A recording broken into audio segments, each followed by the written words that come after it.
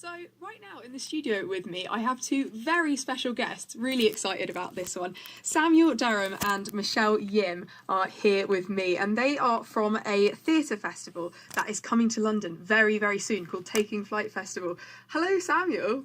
Hello, Catherine. And hello, Michelle. Hello, Catherine. Thank you so much for coming in to chat with me about thank you this for having festival. us. So Samuel, you're a playwright. Yes. In this festival, and your play is being put on. And Michelle, you're an actress, but you're also kind of spearheading the festival, right? Yes, I am. Well, we started Red Dragonfly Productions in 2013, and all because in 2012, the RSC, the Royal Shakespeare Company, put on a story from the Chinese kind of classics called The Orphan of Zhao, but they only casted 3 British East Asian actors in the whole play, and only in the roles of a maid and a dog. Oh my goodness. Yes, I know. So there was a great uproar. Yeah, not great representation, No, that not really. No, not at all. So I kind of took it kind of a bit personally there and kind of started my own company, which is Red Dragonfly.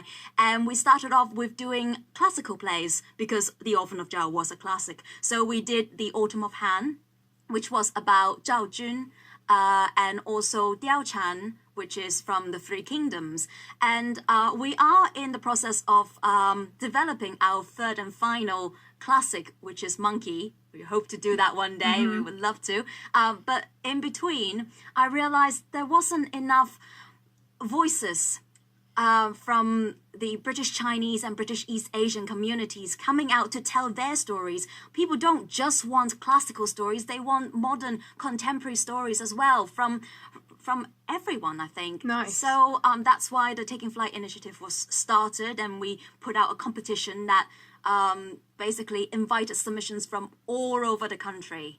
Whoever has an idea can submit, and we opened it up to British East Asian, which includes Chinese, Japanese, Koreans, Southeast Asians, Vietnamese, Malays, and also South Asians, which there are Indians, Sri Lankans, Bangladeshis, Gujaratis. Oh God, there's so many, and we got so many different stories, and they're all so exciting. Our first year it went fantastically. We sold out in London New Diorama last year, and now we're doing it again, and we're very, very excited to have Samuel, Leka, and also Michael with their 3 plays. Fantastic. Yeah, so Samuel, you're one of these winning playwrights that are your players coming to the stage in London very soon. And I'm so intrigued about your play. Firstly, because of the title. It's called Taylor Swift's Dog. Please tell us a bit about your play. Well, firstly, Catherine, thank you so much for having me. I'm really excited to be here. Taylor Swift's Dog started as something else. I was in the finals of this competition with another play, and then that's when I met this bookish and beautiful writer in London, and I wanted to write a play just about her. And this is a woman who loves J.K. Rowling and Tom Hiddleston. Right? So I thought somehow I'm going to write a play all about J.K. Rowling and Tom Hiddleston, which involves Taylor Swift. You would know what that means later on. So I then wrote this play. I was so in love, so I spent 4 days doing nothing but write this play. And I got a 68-page first draft, did a lot of revisions, 18 different revisions, submitted to this competition, and it won. So I contacted this woman and I said, would you like to come out with me because you inspired this play? So then I had this story. Taylor Swift Dog is really about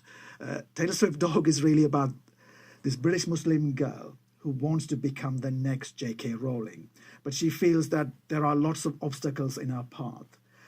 So this is about her journey in the world of publishing, and throughout the play, the story begins in 1998.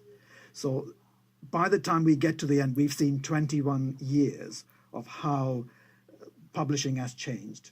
And in the play, we meet 2 agents from 2 different schools, the old school and the new school. Okay.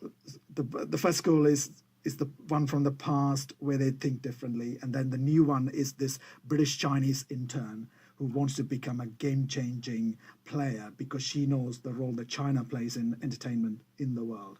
And that's the one that's going to be played by Michelle, who plays Jia Zhang. Amazing. This Michelle is kick-ass- also starring in the play. It's so cool. And I think like that just sounds like it's full of really interesting themes. And I'm wondering about, without giving too much away, no spoilers of course, but like what can people expect when they go and see this play? Like on stage, what kind of production is it? I have a feeling it's going to be quite dynamic. And Well, obviously, it's because of Taylor Swift, there's going to be a lot of songs, and it's a fun play. It's partly about the quest for love, but it turns into something else. It is a satire about publishing, but at the same time, you're going to have a lot of fun, laughter, and it's also about making you think about your limiting beliefs. It doesn't matter who you are. It doesn't matter how old you are, whether you're Black, Asian. You can go against all the odds to make things happen.